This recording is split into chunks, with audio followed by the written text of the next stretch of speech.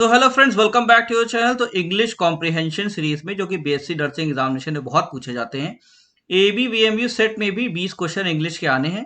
इसी तरीके से हम एक और पैसेज की आपको प्रैक्टिस कराने जा रहे हैं। तो आइए सीधे चलते हैं पैसेज की तरफ।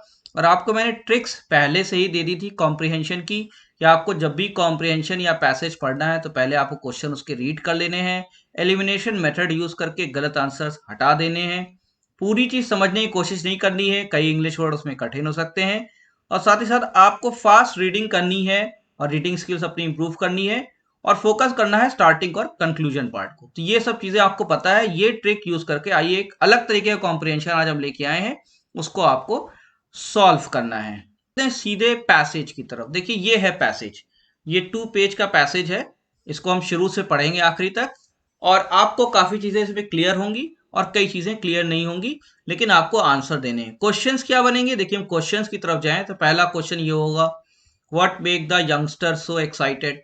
तो कुछ यंगस्टर्स की बात हो रही है, कुछ ओल्ड मैन की यहाँ बात हो रही है। क्वेश्चन नंबर 2 देखिए, कह रहा हाउ डिड चाचा रिएक्ट टू टीजिंग रिमार्क्स। तो कहीं चाचा की बात हो रही है, कुछ टीजिंग की बात हो रही है।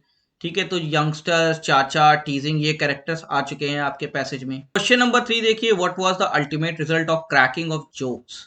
तो कुछ जोक्स की बात आ रही है। तो चाचा भी आ चुके हैं, जोक्स भी आ चुका है, यंगस्टर्स भी आ चुके हैं, तो कुछ घटना घटित हो रही है। Number 4, what was the charm of chacha's life. तो कुछ चाचा से रिलेटेड, उनकी लाइफ से रिलेटेड, इसमें यंगस्टर भी हैं, जोक्स भी हैं, तो ऐसी कुछ बात है। Number 5, where would the encounter take place. तो कुछ घटना हो रही है, वो कहाँ पे हो रही है, ऐसी कुछ बातें हो रही हैं, चाचा, youngsters, jokes related. Question number 6, what made the people have fun at his cost. तो फन की कुछ बात हो रही, तो यंगस्टर भी हैं, चाचा भी हैं, फन भी है, कुछ एनकाउंटर भी है। Number 7, his status in life was that of. अब किसी की स्टेटस की बात हो रही है, तो वो चाचा भी हो सकते हैं, यंगस्टर भी हो सकते हैं, फन भी हो सकता है। कोई घटनाक्रम हो रहा है जिसमें बच्चे और चाचा दोनों इन्वॉल्व हैं। सीधे पैसेज पढ़ते हैं। यहां से पैसेज स्टार्ट हो रहा है, as soon as he arrived. तो अराइव हो रहा है किसी का, in the vicinity of the tea shop. अब विसिनिटी वर्ड है, अब इसकी मीनिंग आपको नहीं पता, ध्यान नहीं देना, आगे बढ़ जाइए। As soon as he arrived in the vicinity of the tea shop. तो टी शॉप के पास कोई आया। द यंगस्टर्स, अब यंगस्टर्स मतलब जवान बच्चे, sitting in the shop, shop में बैठे हुए टी शॉप में, would basked themselves in the expectation. अब यहाँ बेस्टेड लिखा है तो हमको उसको ध्यान नहीं देना है, आगे बढ़ जाना है, समझने की कोशिश करना है कि क्या कहना चाह रहा है। Would basked themselves in the expectation of the ensuing fun and teasing remarks which would hover in the air. तो इसी तरीके से पैसे जाते हैं, कुछ भी लिखा रहता है, बस आपको समझना है। तो इसमें क्या कह रहे हैं, as soon as he arrived, कोई आया टी शॉप में, ठीक है। द यंगस्टर सिटिंग, तो यंगस्टर बैठे थे शॉप में। अब क्या हो रहा है, basked themselves in the expectation of the ensuing fun and teasing remarks. तो यहाँ आपको समझ आ रहा है फन की बात हो रही है, तो यंगस्टर कुछ फन या टीजिंग, टीजिंग मतलब चिढ़ाने की बात कर रहे हैं, जो कि एयर में मतलब हवा में कुछ टीजिंग और फन होगा। फिर देखिए यहाँ नाम आ गया, राकेश चाचा। देखिए चाचा का नाम आ गया, राकेश चाचा वुड फ्लेयर अप। राकेश चाचा वुड फ्लेयर अप, तो राकेश चाचा जैसे ही आ रहे हैं तो यंगस्टर्स कुछ फन और टीजिंग रिमार्क राकेश चाचा की तरफ कर रहे हैं, वो फ्लेयर अप हो जा रहे हैं, मतलब गर्म हो जा रहे हैं। तो he would call someone to help. अब ही, अब यहाँ तो यंगस्टर्स तो होगा नहीं, ही मतलब सिंगल आदमी, तो ही मतलब राकेश चाचा। तो राकेश चाचा जब आए तो कुछ फन और टीजिंग रिमार्क हुआ और वो फ्लेयर अप हो गए।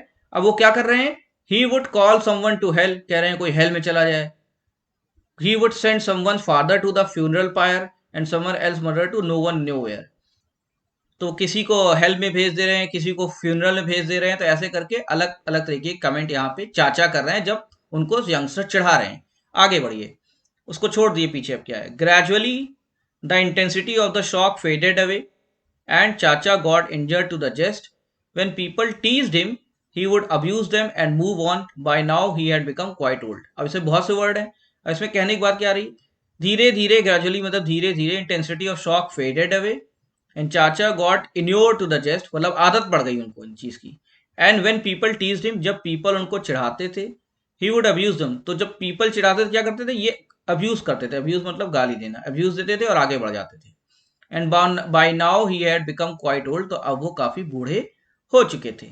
ठीक है, तो चाचा की मजाक उड़ाते थे बच्चे, और बच्चे जो है उनका मजाक उड़ाते थे, तो बच्चे को लिए उल्टा सीधा ये बोलते थे, और अब उनको आदत पड़ गई थी, और जब वो बोलते थे तो उनको अब्यूज करते थे। इतनी सी बात है। आगे बात आ रही, he walked with a stoop and his all front teeth has come out. तो बुढ़े हो गए थे वो, तो दांत भी उनके कम हो गए थे। His patients never paid. और देखिए नई बात आ रही, हिज पेशेंट्स, पेशेंट्स मतलब होते हैं मरीज। तो ये कह रहा है कि his patients never paid up which led to the stopping of his medical practice. तो यहाँ मेडिकल प्रैक्टिस वो जरूर करते रहे होंगे और उनके पेशेंट्स मरीज कभी पैसा नहीं देते थे, तो उसकी वजह से क्या हुआ, उन्होंने अपना मेडिकल कैरियर बंद कर दिया। क्या कहा जा रहा है, his patients never paid up, कभी पैसा नहीं दिया, और led to the stopping of his medical practice, and pension papers could not be made ready yet. और पेंशन पेपर भी नहीं बन पाए, तो इसका मतलब वो कभी डॉक्टर रहे होंगे लेकिन पेशेंट क्योंकि पैसा भी नहीं देते थे तो उनका मेडिकल प्रैक्टिस भी बंद हो गई और पेंशन पेपर भी उनके रेडी नहीं हो पाए। I the household articles got older and older. उसके घर के जो सामान थे ओल्ड और पुराने होते चले गए, पुरानी chair. Chacha's life had no other charm. तो अगर मीनिंग से पढ़ेंगे, फीलिंग से पढ़ेंगे तो ज्यादा आसान होगा। Chacha's life has no other charm, उनके जीवन में कोई और चार्म नहीं बचाता एक्सेप्ट, सिवाय इसके, the टीजिंग of the people in the ever inventive waves and equally forceful and lively deposit. अब इसमें लिखा तो बहुत कुछ है, तो इसमें कहने का मतलब हो रहा है कि चाचा की जिंदगी में और कोई चार्म नहीं था, यही था कि लोग टीज करते थे और उसी तरीके से वो फोर्सफुली और लाइवली तरीके से वो जवाब देते थे। It has become a routine affair, एक रूटीन बन गया था। आगे लिखते हैं, as soon as he came on the road.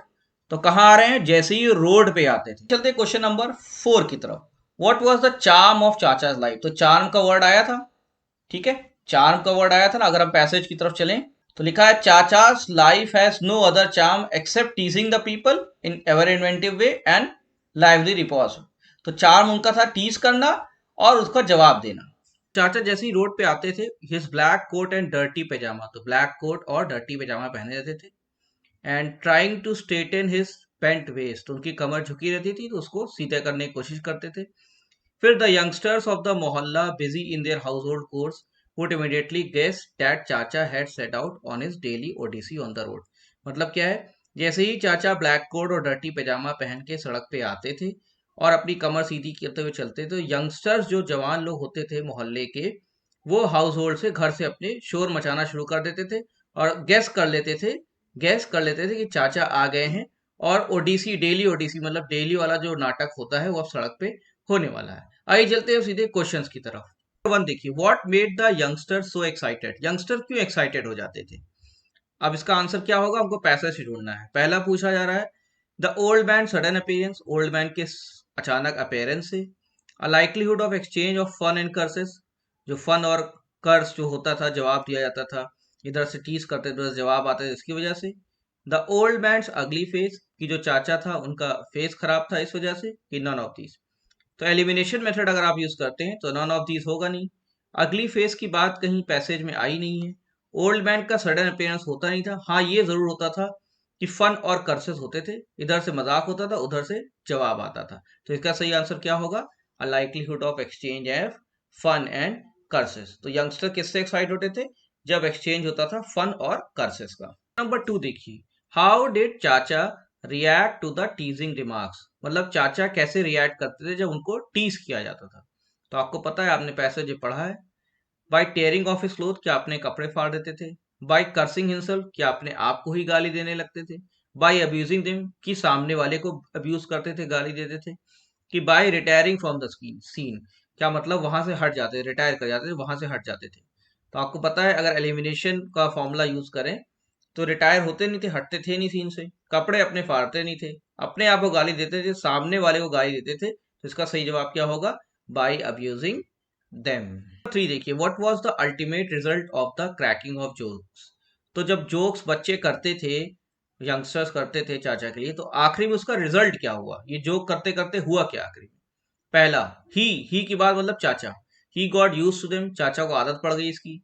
He lost his peace of mind, कि चाचा का दिमाग खराब गया, तो ऐसा कुछ पैसेज तो लिखा नहीं। हिज मेडिकल प्रैक्टिस सफर्ड, तो जो मेडिकल प्रैक्टिस करते थे क्या उसमें खराबी आ गई। तो इससे भी कोई रिलेशन नहीं था, ये था कि मेडिकल प्रैक्टिस वो करते थे तो पैसा नहीं मिलता था।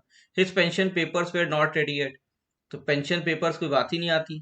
तो क्रैकिंग ऑफ जोक से क्या फर्क पड़ा, क्रैकिंग ऑफ जोक से पेंशन से कोई रिलेशन नहीं है, मेडिकल प्रैक्टिस से कोई रिलेशन नहीं है, और पीस ऑफ माइंड, उनका दिमाग नहीं खराब हुआ था। यूज टू देम, कहा गया है रूटीन अफेयर हो गया था ना, वर्ड आया था रूटीन अफेयर। तो he got use to them, तो इसका सही आंसर होगा A, he got use to them. Question पूछ रहा है, what was the charm of chacha's life. Sticking to household articles, क्या घर में रहते थे हाउस होल्ड आर्टिकल के साथ।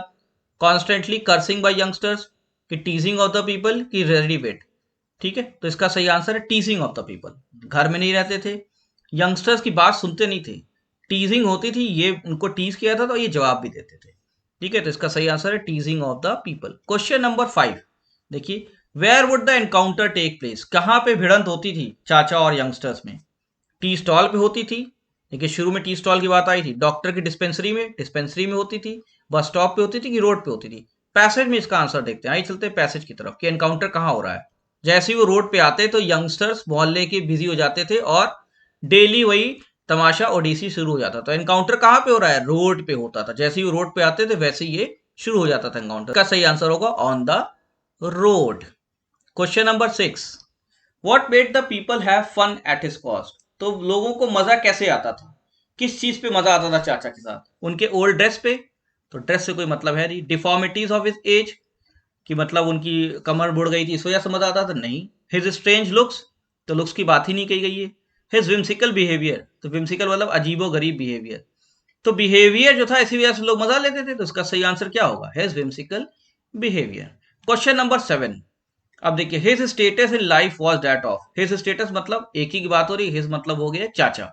तो उनका स्टेटस क्या था? क्या वो पेंशनर थे, क्या विडोवर थे, क्या बैचलर थे, कि सोशल वर्कर थे? देखिए, विडोवर मतलब विधवा, तो ऐसा तो कुछ था नहीं। बैचलर शादीशुदा, ऐसी कोई बात कही नहीं गई है पैसेज में, तो हम कह ही नहीं सकते। ना विडोवर की बात हुई ना बैचलर की बात हुई, एलिमिनेट कर दिया हमने। सोशल वर्क उन्होंने किया नहीं, उनके पेशेंट भले पैसा नहीं देते हो लेकिन उन्होंने ये नहीं कहा कि मैं फ्री में इलाज करूंगा, सोशल वर्क करते नहीं थे। पेंशनर हो सकते थे, तो इसका सही आंसर होगा पेंशनर। क्वेश्चन नंबर 8, अब ये हट के चीज है। अब यहाँ सिनोनिम और एंटोनिम मतलब समानांतर शब्द और विलोम शब्द दोनों आ सकता है। Choose the word which is most clearly the same meaning to flare up. अब फ्लेयर अप एक वर्ड आया था, आपको पता ना, चाचा गॉट फ्लेयर्ड अप, तो उसका सेम मीनिंग कौन सी होगी? तो आप अगर पैसेज में पढ़िए तो वहां से इसकी मीनिंग समझ सकते हैं। देखिए, as soon as he arrive Rakesh चाचा वुड फ्लेयर अप। राकेश चाचा would flare up, he would call someone to help. तो ये उल्टा सीधा बोलने लगते हैं। फ्लेयर अप मतलब गर्म हो जाते होंगे, तो उसी से रिलेटेड किसी की मीनिंग होगी। जिसे कहते हैं word attack.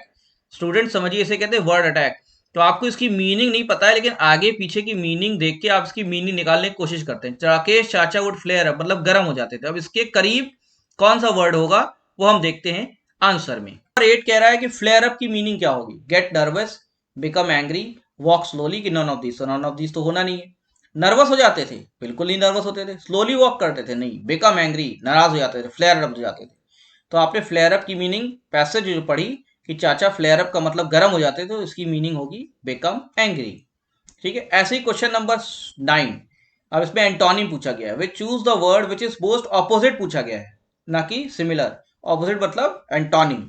In the meaning to gradually, तो ग्रेजुअली के एंटोनिम पूछिए। ग्रेजुअली का ऑपोजिट, ग्रेजुअली मतलब धीमे धीमे।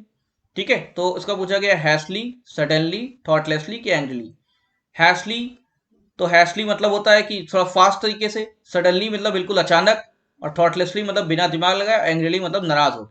तो ग्रेजुअली मतलब होता है धीमे धीमे, बहुत ही आराम से, और सडनली मतलब बिल्कुल अचानक। तो इसका सही आंसर क्या होगा? सडनली। तो फ्रेंड्स, हमारे थे आज के क्वेश्चन, इसको जरूर से प्रैक्टिस कर लीजिए, पैसेज पढ़ लीजिए और ऐसे ही क्वेश्चन प्रैक्टिस कीजिए। ऐसे क्वेश्चन के आने के चांसेस बहुत ज्यादा हैं, और हमारे चैनल को जरूर सब्सक्राइब कीजिए। ऐसे वीडियो हम आपके लिए लाते आएंगे। अगर आपको कुछ और ही पूछना है कमेंट बॉक्स में जरूर लिखिएगा। And best of luck for examination. Do subscribe our channel. Thank you very much.